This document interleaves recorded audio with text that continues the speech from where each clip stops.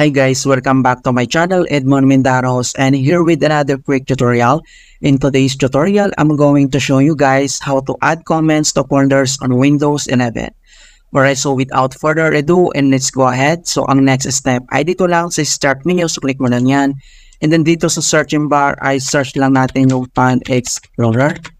And then click mo tong open. Alright, so first method, kailangan mo lang mag-add ng columns dito sa tab ng File Explorer. Okay, so makikita mo dito yung mga folders natin. So ang next step ay dito lang sa taas ay kailangan mo lang select tong view.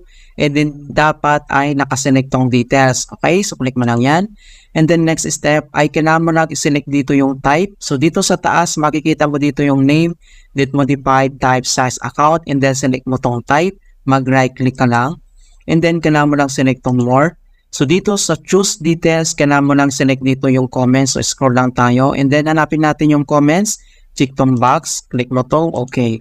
Alright, so dito sa right side, makikita mo na dito yung comments. So nandito na siya.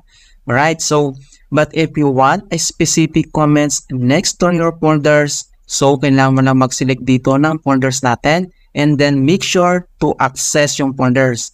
Alright, so for example, select lang natin tong screenshot folder. So, open lang natin yan. And then next step ay dito lang sa taas ay kailangan mo lang select tong tatlong dot.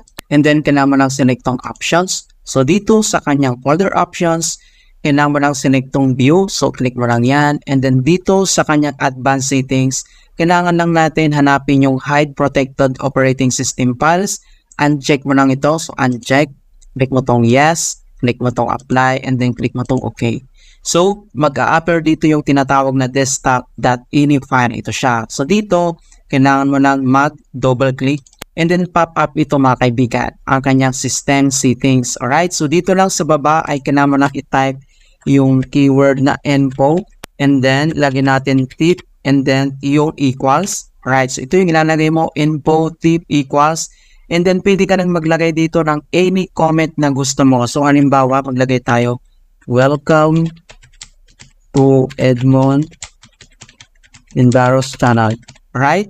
And then next, kailangan lang mo lang itong i-save. So, click mo lang tong file and then click mo tong save. And then next, close lang tayo. Close natin tong File Explorer. And then back tayo dito sa File Explorer. And then select lang tayo dito yung folder kung saan natin ginawa yun. So, dito sa screenshot, click mo lang yan. And then makikita mo na dito yung ating comment. So, nandito na siya yung na-create natin. Alright, so ganoon lang po kasimple kung paano tayo mag-add comments dito sa folders dito lang sa Windows 11. Alright, so please don't forget to like this video and subscribe to my channel for more quality contents. Thank you guys and see you in my next tutorial.